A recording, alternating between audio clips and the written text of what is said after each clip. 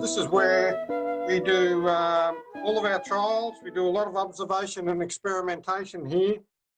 So little is known about Isopogons and Petrophiles, and we're trying to work out and document a number of features of them, in particular how to propagate them, what the horticultural requirements are, what the key characteristics are. There's so many of them that are really unknown to most people.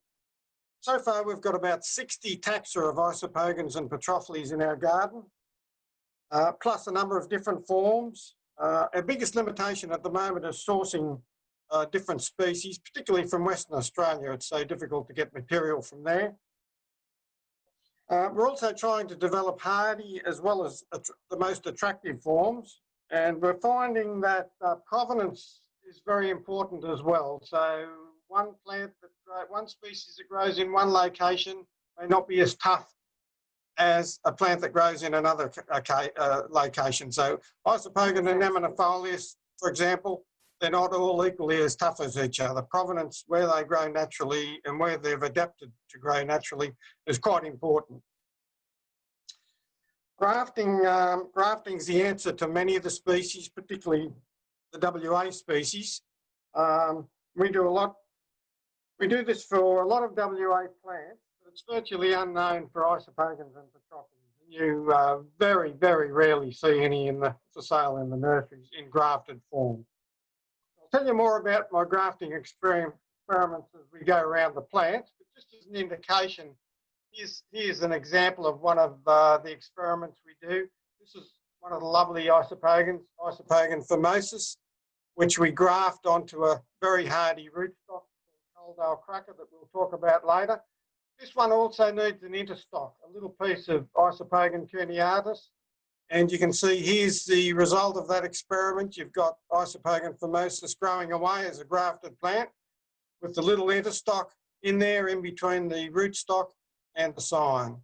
So that's just an illustration of the sort of work we do. I'm not sure, Phil, maybe you can tell us, can you see where Phil's pointing with the cursor there? Yes, no problems at all. Can. Okay. Okay. And three other young grafts down here shooting away, one requiring an interstock here, the other two can graft straight onto the stock. So just an illustration of the type of trials that we're doing in our garden, and then of course it's a matter of testing them in our garden.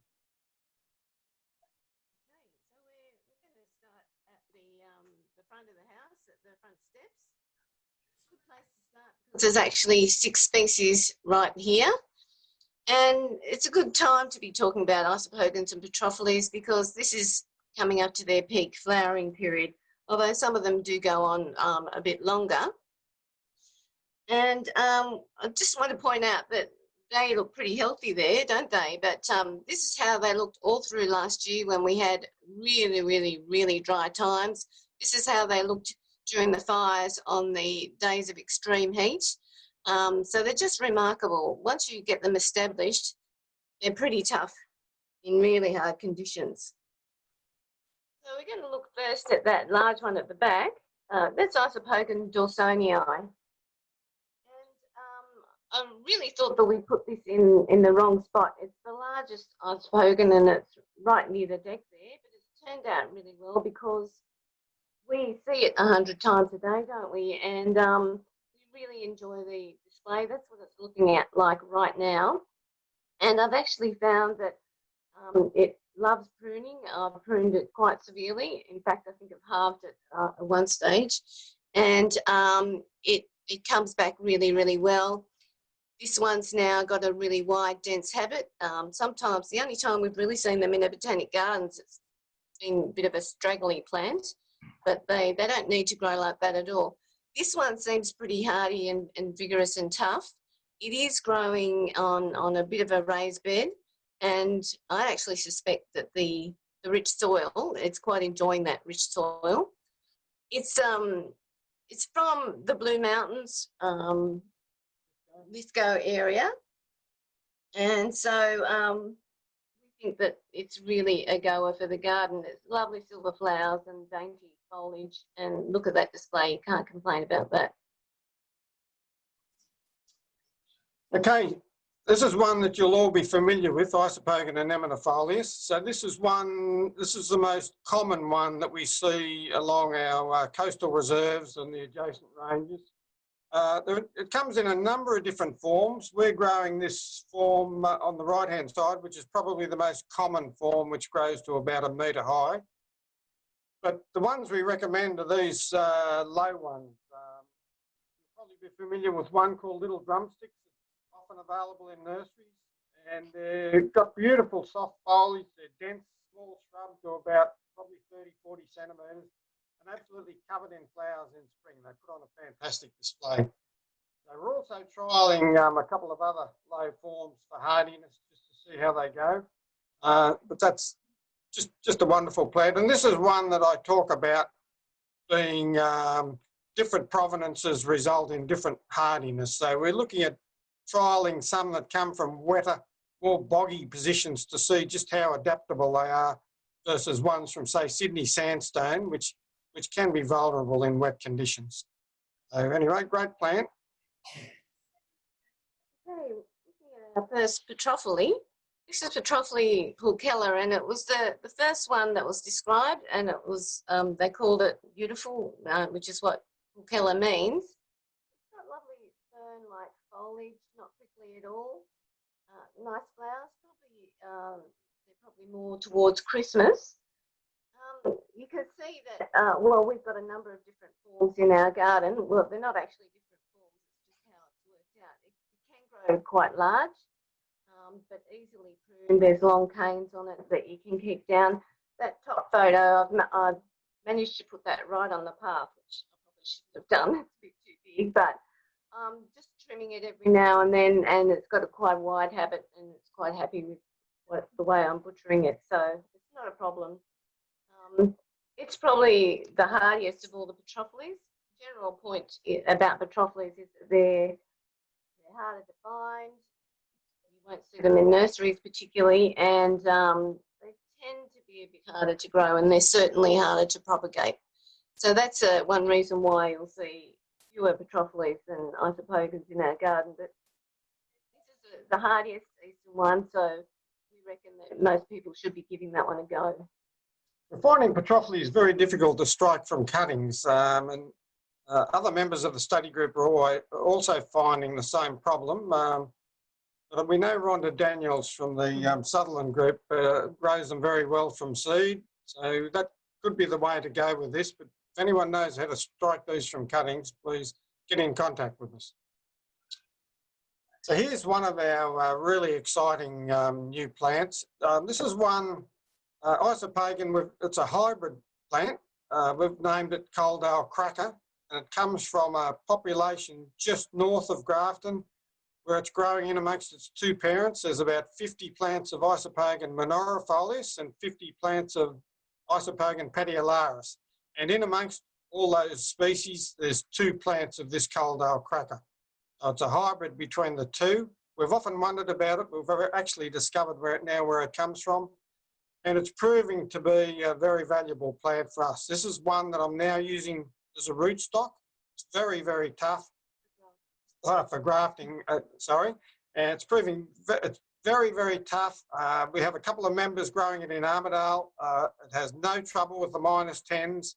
It went through the drought over the last few years there. It's been very dry. It hasn't missed a beat. And we find in our, even in our boggiest conditions, it absolutely loves it. So it's a very versatile plant and very valuable. It's giving great results as a rootstock.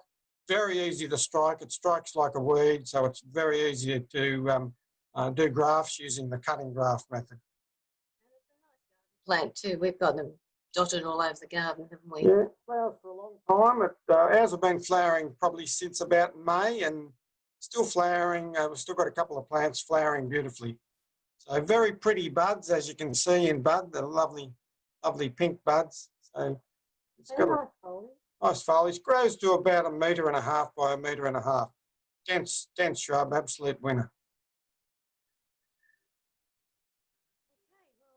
Another hybrid. This one's called Stuckey's hybrid. And you'll notice this is the first pink one we've talked about today. The general rule is that any any Isopogon or Petrophile that's pink, that tells you that it comes from WA. We don't have any pink ones over here.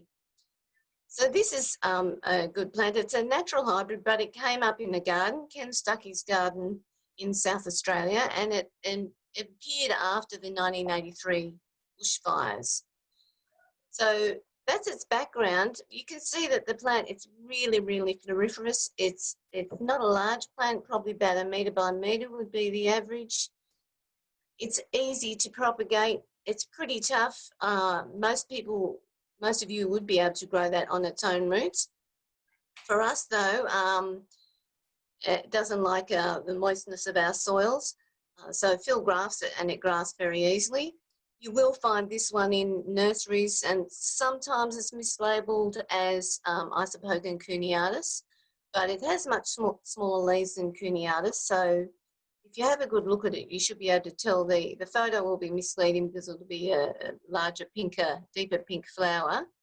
But if you look at those leaves, that gives you the clue that they're smaller, and that belongs to Stuckey's hybrid. So we have this dotted all over the garden.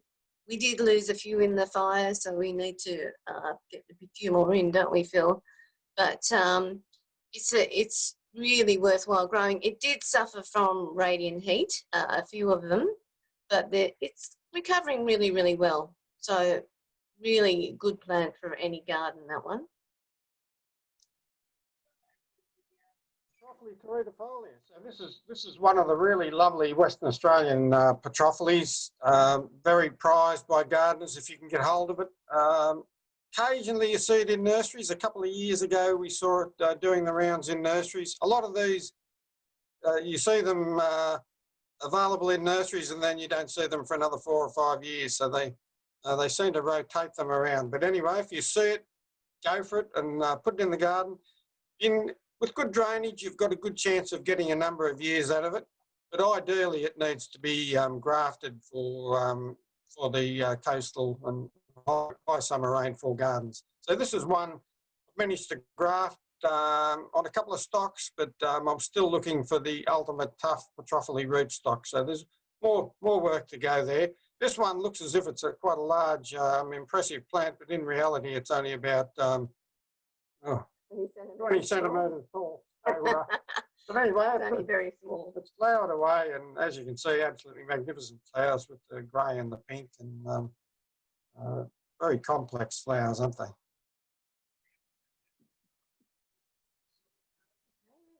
Now, this is one that you all probably know, another one of our common eastern species. It's Isopogon anemonifolius, and this one we've had dotted all around the garden. It's so easy to propagate from cuttings, it's not funny. And Phil was using it as a rootstock for his grafting for quite a while because it's compatible with quite a few WA species. But we don't think that it's really tough enough. It's not a good enough all-rounder to be a good rootstock.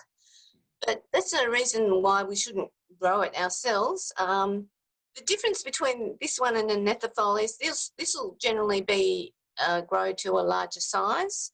It's got those finer terete leaves, and I always remember it. The anemonifolius apparently means something like dill-like, and that's what the leaves are a bit like. But I always remember it by the T in anemonifolius is a lot narrower and thin compared to the M in anemonifolius, and the anemonifolius leaves are flatter and wider. You can see that it's very floriferous, it grows fast. You can prune those long canes back to keep it under control if you'd like. We have lost quite a few over the years, and we have lost some that were grafted plants, so it was stock on them. So it's not entirely happy in our conditions. And the one on the right there, that's one of the ones we still have. It was affected by radiant heat there, and you can see that even though I've trimmed it, some of the damage is still there, and that'll probably stay until those leaves fall off. This is one of our experiments that didn't quite work, using this as a rootstock. Initially the plants thrived, the grafted plants, but we had a lot of sudden deaths, and eventually we worked out that it was the stock, the anemonifolius. It was were prone to dropping dead at any time, and You might get 4 or 5 years out of it. You might get 1 year. You might get 8 years. It's unreliable, and so for us, it wasn't good enough as a rootstock. But that's no reason why it might grow well in a lot of other people's Yeah, places. still worth growing. Very easy to propagate. So once you have one plant, you can strike it very easily and have backup plants. Now we come to, this is probably our favourite Isopogon. This really is a stunning plant. Isopogon perniatus. This is the star of our garden. You see this quite often in nurseries. It's pretty well available in the good native nurseries in most of them. Even a couple of good Sydney ones, you'll find it.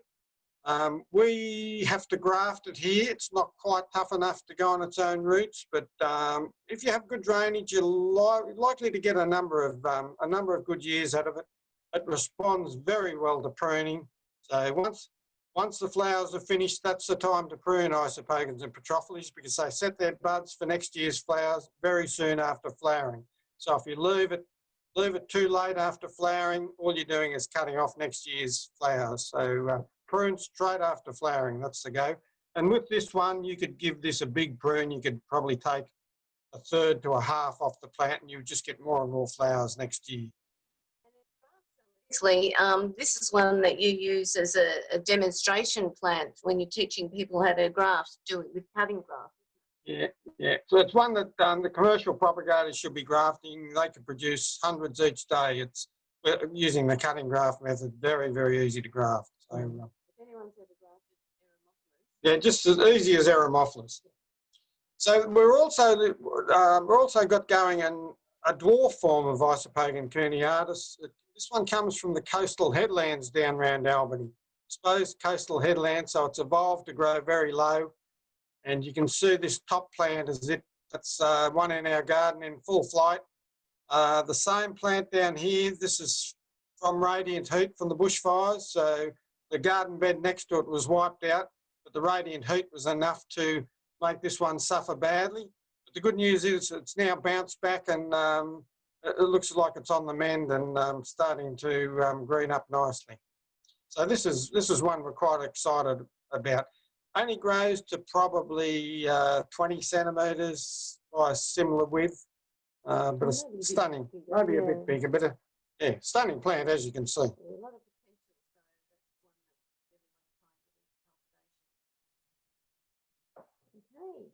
so here's another one of our lovely eastern Petrophiles. This one's Petrophiles cecilus, and a lot of people will see this in the bush and really fall in love with the foliage. It's really Sorry, can't hear you, Catriona. oh, it's an interesting foliage. Sorry, John.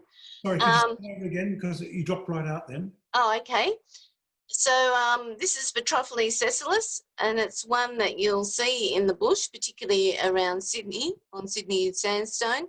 A lot of people fall in love with the foliage, with all the hexagonal shapes and the detail of it.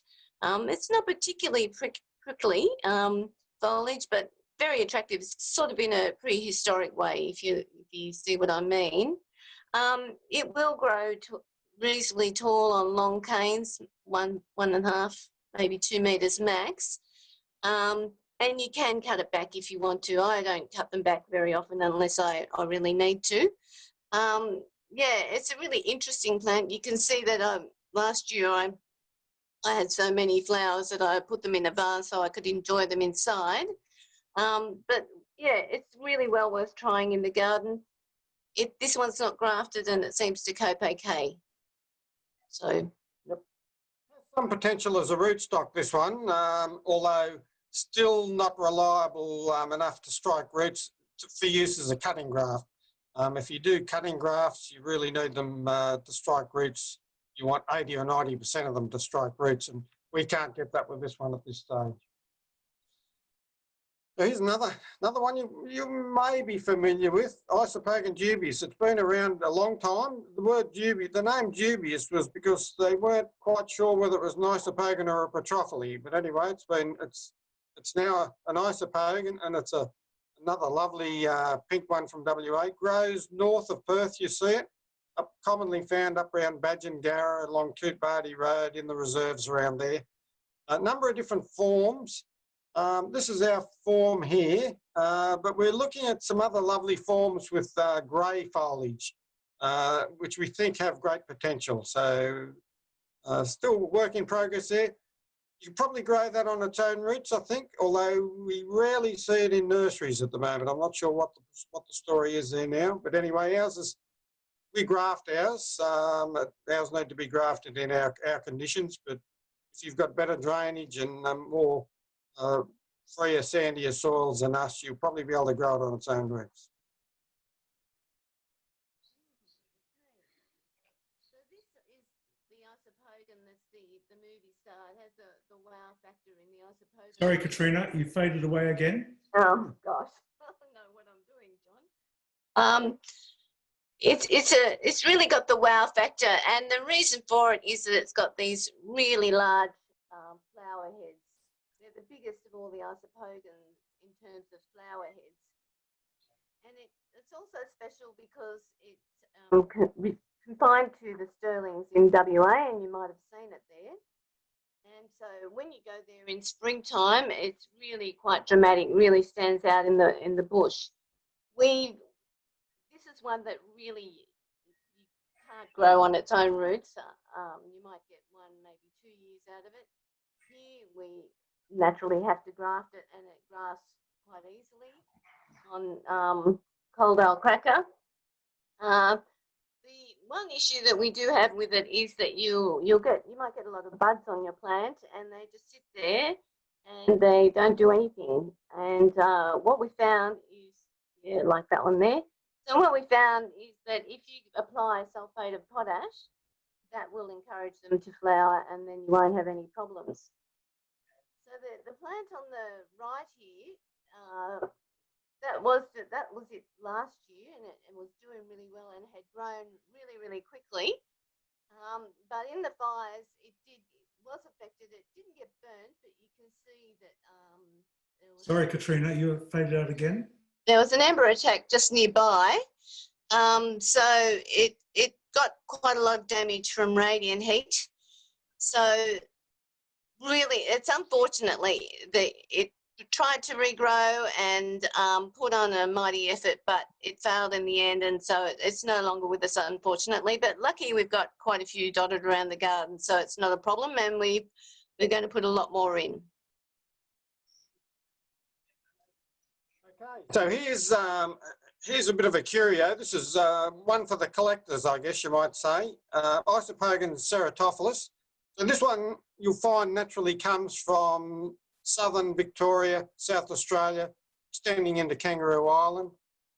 We think it's a very underappreciated plant. It has an amazing cushiony habit. And we think it's got a lot going for it. As you can see, the flowers are quite impressive. Ours is flowering at the moment. Brilliant yellow flowers, lovely reddy, browny bracts, bright green foliage. It's got a lot going for it. You could probably grow it on its own roots, but very difficult. I don't think you'll find it in a nursery anywhere. So the only way you could get it really is join the study group and get some cuttings from us. Our plant's grafted. It grafts quite well onto Culda cracker, so that's the way we go. So I should say, when Phil says cushiony, he means in the way it looks. Sorry, Catriona. He means Voice. it's very prickly, this plant, so it's not actually like a cushion. So Yes. yeah, he was a bit misleading there. Catriona, I'm sorry, your voice is fading out again.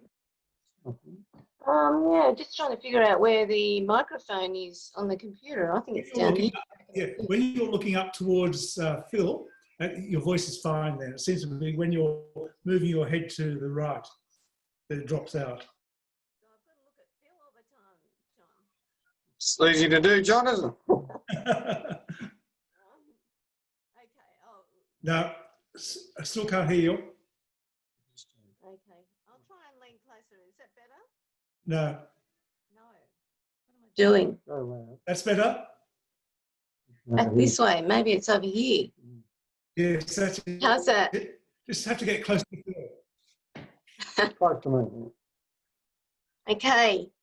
So this one is Isopogon nutans. And Newton's means nodding or downward facing, so it's fairly easy to identify. But we're very excited about this plant because it's a brand new Isopogon.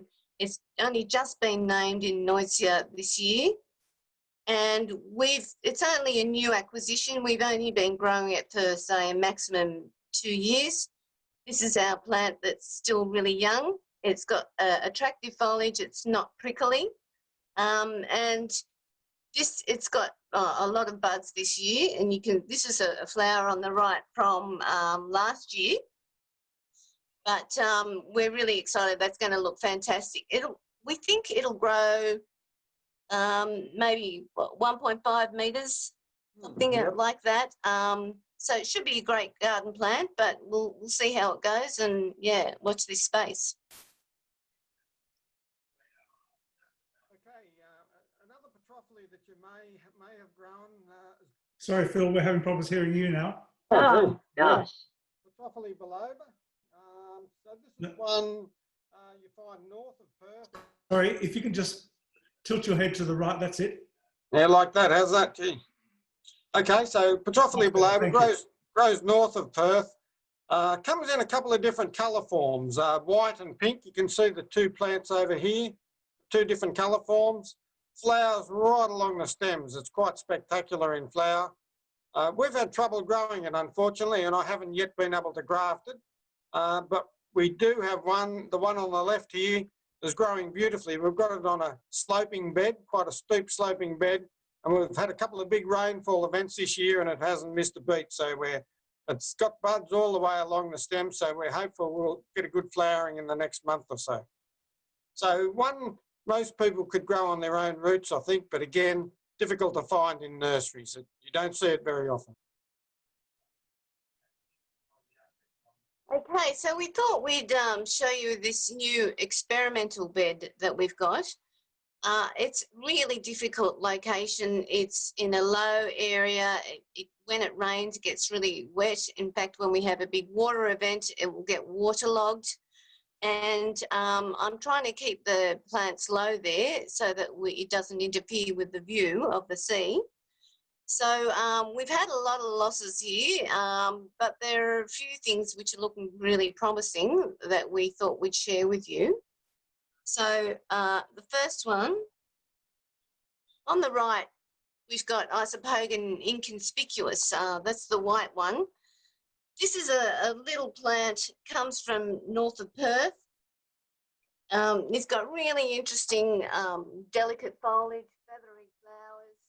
We can't really understand why it was called Isopogon inconspicuous because we think it is remarkable and it is interesting. It's going to be a small plant, and we think it. Sorry, Catriona. Oh, okay. That's It does have potential, and so we'll keep watching it and see how it turns out in cultivation. The one on the left is one that you may have seen it's north of Perth as well. It's Isopogon linearis, and this has lovely wavy leaves pointing upwards, bright pink flowers. Lesueur National Park is a good place to see this one.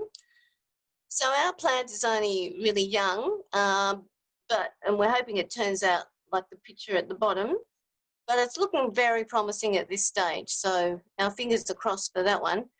This one is a bit harder to graft than the inconspicuous. This one I think needs an interstock film. It does, yeah. So this one, to get this to graft onto Culda or cracky, you need a little interstock that I've talked about before. Sorry, again, we're having difficulty hearing. Okay, so you need just need an interstock of Isopogon cuneatus to graft this one. Sorry, Phil, we just can't hear you. Well, That's better. yeah, we'll move on. How's that, John? That's fantastic. You just keep good. Brilliant. Okay, don't move. So this is another one growing in this low wet bed, Isopogon scabriusculus. You see this from in the area southeast of Perth. It's quite widespread. There are 3 different subspecies. This one, scabriusculus, subspecies scabriusculus, with undivided leaves. But as you can see, beautiful, beautiful flowers. So many different colours there, so complex. So this one's grafted onto Culda cracker, which is very tolerant of very wet conditions. So we've got high hopes for this species. So we're going to move away from the house now over to our main garden area. And the first one you see... Sorry, Catriona, you faded out again. Okay. The first plant you see in our main garden area is Isopogon anemonifolius. It's a dainty little plant, and it's one that most people don't know of, even though it's one of our New South Wales locals. It comes from up north coast, sort of around Yamba way. It's got this dainty foliage and beautiful, beautiful buds, and it's a small plant. The flower very floriferous, and they're quite large flower heads for the size of the plant. You can see there's one photo on the top right there that it was affected by radiant heat, as a few things were in this spot. And it hasn't recovered from that, but the back of the plant is unaffected, and it'll keep powering on, so it's doing well. Here's our Queensland representative, Petrophiles shirleyi. The plant on the left here is from our garden. Unfortunately, it suffered in the drought last year, had fires nearby, but it really hasn't quite recovered despite the high rainfall we've had this year. But we think it's well worth growing. Here's an example of the flower on the right from a natural population. Our plant comes from around Mount Emu, which is adjacent to Culda up in the Sunshine Coast, and it's quite a low form, only grows to about a third of a metre. But there are other forms, you can get other forms that are more up to 2 metres. Just south of Bundaberg, there's a reserve there that has a number of tall forms there. I've tried this as a rootstock, possible rootstock for Petrophiles, but we had a number growing in that experimental wet bed, but they all failed there with the big rain. So it does need reasonable drainage, and I don't think it's vigorous enough or hardy enough to be used as a rootstock. Well worth growing in its own right. And if you're up on the Sunshine Coast, the Culda regeneration nursery there, they often sell these. So worth calling in there to grab one or two.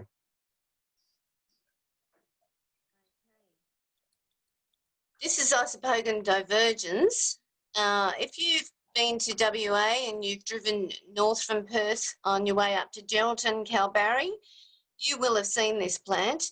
There are huge swathes of them all along the Brand Highway, and they're very, very impressive. It's a great plant. It has naturally a rounded dome shape. It's got long cones with the flower heads on the end, long canes, I should say, and really very attractive. There are a few different forms. And once again, this is one that is really hard to get over here. So we have to turn to WA to try and find different forms. And we think that there may be some different forms, improved ones that we can develop. We're certainly looking at different colour forms. There's a deeper pink colour, which I think is even nicer, but this one's pretty nice. But this plant's fairly old, probably about 8 years old, and I haven't pruned it, even though you could prune this one because of those long canes, and it would really look great. But again, if you can ever see this one, it grafts easily, doesn't it, Phil? Yeah, grafts very easy. Yeah. Culda cracker or any of the other eastern Isopogons. Yeah, okay, so another great garden candidate. So this is one that most of you may have grown over the years. Still commonly found in nurseries. It's got a couple of different names: pink sparkler, new cultivars, but they're all Isopogon famosus. Has a number of advantages.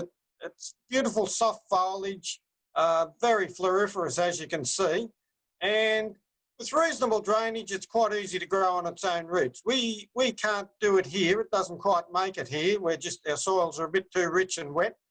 But a couple of gardens around here, we've seen quite spectacular results on steeply sloping garden beds. So it allows the water to run away, and they've really fired magnificently in a couple of these gardens. We've had to graft ours, and it's a little bit tricky to graft because, again, you need that interstock in between Culda cracker and this plant. So you need a little interstock of Isopogon cuneatus, or Stuckey's hybrid does the trick. One of the things with this, very easy to strike from cuttings. So if you buy one, very easy to produce backup plants with cuttings, even with the most rudimentary of equipment. You don't need hothouses or heat mats or anything like that. You can just do it. Very, very easy to propagate from cuttings. One of the easiest native plants there is. So if you ever see it, well worth growing.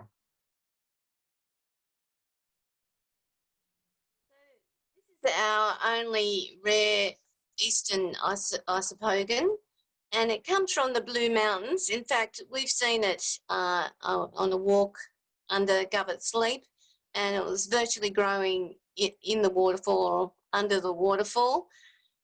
It's very, very susceptible to Phytophthora, and that's the big problem that they've got with this one. And we don't actually know how it went in the fires. That's on our list of things to do. But there are some in cultivation. It will propagate easily. You'd think that it would go really well at our place, given that it comes from quite a wet environment, but it actually doesn't like our place at all. I think the drainage is not good enough. So Phil grafts it, which is not a problem because it grafts quite readily. But you can see the leaves are really attractive, bright green, beautiful, beautiful buds. And the flowers are quite interesting too. And I do know people have grown that very successfully in pots. So that's another way to try and get around the Phytophthora problem. But yeah, as I say, that's one where Phil grafts it. Here's one that I doubt that you would have heard of, Isopogon Gardneri. For some reason, to our knowledge, this hasn't been brought into cultivation, despite its beauty. It grows out around the Corrigin areas. If you're out around Corrigin along all the roads coming into Corrigin, Lake Grace, you'll see this plant around this time of the year, flowering profusely. It's quite a dense shrub, probably to 1.5 metres by 1.5 metres. But as you can see, beautiful soft pink flowers and lovely maroon buds, scales, bright green foliage. One of the problems we've had is grafting it. It doesn't seem to graft straight onto Culda cracker, but does graft onto anemonifolius, which is not ideal for us. We don't find it really hardy enough. So maybe anemonifolius as an interstock may be the answer for this one. But we do think it's got enormous horticultural potential.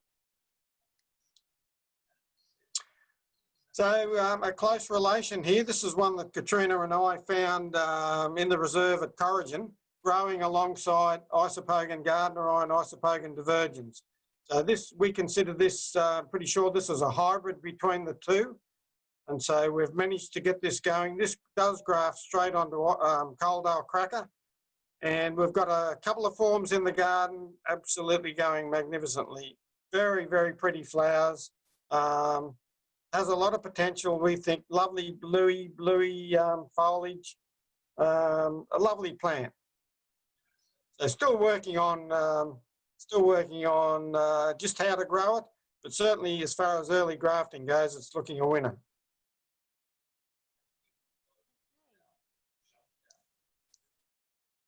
So we've been looking today at different species in terms of what you can do with them in your gardens. But the bigger picture is how to ensure these species survive in the wild. Most Isopogon and Petrophiles taxa are endemic to southwest WA, and there are huge challenges there around land clearing, fire and climate change. And as we know here in the east, fires and climate change are a real problem, not to mention land clearing. None of our species are as rare as those in WA, but they can easily become locally extinct, and we can't we don't want to lose any biodiversity. So there's about 25 conservation listed taxa, and we've tackled about 14 of those in our backyard lab. But the problem we have is that access to material is really difficult, and you can't just try again if you have a failure.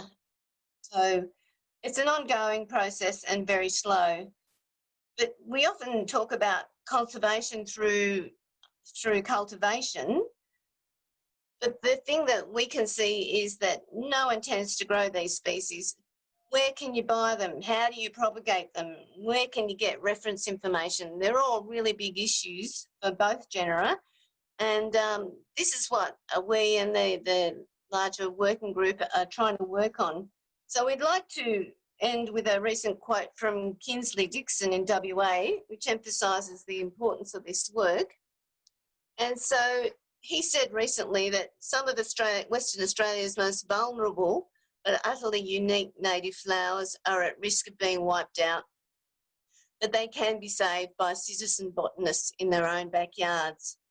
So the key point here is that we can save plants from extinction if enough green-thumbed Australians plant them in their own gardens. Now, if you'd like to get involved with the study group, we're particularly looking at getting keen propagators and growers to help us with all our experiments. Just Google ANPSA, Isopogon Petrophile, and you'll get to our webpage and where you can join our study group. It's free. We have about 50 members spread throughout Australia and a few overseas. There are 2 newsletters a year, and we have a program of sharing cuttings and seed, and that's the way that you'll be able to grow some of these beautiful Isopogons and Petrophiles. Well, that's about all we've got for today. John, is it right that we've got some time for questions? Certainly have. If you'd like to unshare your screen. Yeah. That's it. Brilliant. So are there any questions people would like to ask of Catriona and Phil? Yep. Can I ask a question? Rhonda? I thought that point you made at the end was fantastic about everyone being responsible for, you know, having a go at growing them. But there are some sort of regulations about acquiring and having some plant material of species that are on various lists. So how do people sort of overcome that and know what they're allowed to have and not have? Well, that's a good point. Catriona and I, we go to Western Australia pretty well once a year to source plant material, and we through license. So we get a license before we go there, and we're able to bring back plant material apart from the absolute rare species, of which there are only a couple. So that's the way we bring them back, and once they're back over here, then it's very important that from there that they're brought into cultivation, if they're assuming they're worthy of cultivation. So you're allowed to have the material because you're licensed, but does that mean anyone else can have that material as well? I just know it's been an issue in the past about growing some of the threatened and endangered species. Maybe it's if it's for sale. Maybe you can't do it if it's for sale, but you can do it. Yeah, well, part of my license is that I can't bring those plants back and propagate them for sale. Yeah, so they're not brought back for that purpose. They're brought back for trials in propagation, how to propagate them. But really, once they're back over here, I can't see any problem with people coming into our garden and obtaining material. Yeah. And you see that with a lot of stuff, just Isopogons, there's rare grevilleas and hakeas and banksias that, even though they're declared rare plants in WA, they're quite widely grown over here. And if we can get them into cultivation, if we can persuade them, the commercial growers, to grow them, that'll be how we get hold of this material. I mean, you can easily buy Isopogon latifolius, and it is conservation listed. So there is a way that you can do it. But yeah, we have to be very careful. Okay. Right. Any other questions? Yeah, I had a question. I know, Catriona and Phil, you said that you're not in a frost area, but other than Culda or Cracker, are there any that you can recommend that are good for frosty areas? Because I get quite heavy frosts where I... So how heavy are your frosts then? Sorry? How heavy are your frosts? Well, I'm just south of Braidwood, so as heavy as they get. Yeah, okay, okay. Yeah. Well, Although not this quite, year. This year was all right. But, that's quite generally, a test. That's quite a test. Isopogon Stuckey's hybrid is another good one. It grows easily in Armidale with their -10s, -12s. yeah, okay, So that's another one you can grow, and that's quite widely available. okay. But those sort of conditions, they're quite a test unless you can produce a little microclimate to protect them from those severe frosts. Yeah, okay. I've got some of the Isopogon and how you pronounce it? Anemonifolius. But they do get and they do okay, but they do get frost burn and then they don't flower because they get frost burn during winter. But the plants survive quite well, but they never flower. Yep. Okay, thank you. Lloyd, you were asking a question? Yeah, you commented that anemonifolius is not tough enough. I see it up on the top of the rocky plateaus and things around here, growing in very hostile conditions, even in the middle of the drought. So it seems that I don't think that it's drought intolerant at all. So perhaps there's some other problem there. No, I don't think the dry is the problem, Lloyd. I think it's the wet. So I think ours, in our heavier soils, it's not very happy at all. And a couple of other gardens down around Maruya, we've had people growing anemonifolius, and it suffers from the same problem. As soon as you get the big rains, they're liable to lose them. So my view is that they're happier in dry rather than wet. So that's the issue. That's the issue with those. And you have to have good drainage, but I guess it doesn't really matter. You can grow it pretty well. In terms of grafting, though, we're looking for something that is really, really tough in almost all situations, and so really that's why we're a bit hard on it. But otherwise, yeah, grow it. It is tough, and we've seen those ones as well in crevices and things like that. So totally agree with you, Lloyd. Okay. Yeah, the ones that you grafted when you did the workshop at our place are still growing well. They're flowering well. So that's a couple of years now. It's going well indeed. And we've probably, I'd say, lost 30 to 40 grafts over the years on that stock. So that was enough for us to try something else. Right. But that doesn't mean that in particular gardens, if it's happy, if anemonifolius is happy in your garden, then that's a great rootstock. Fair enough. Okay, any other further questions?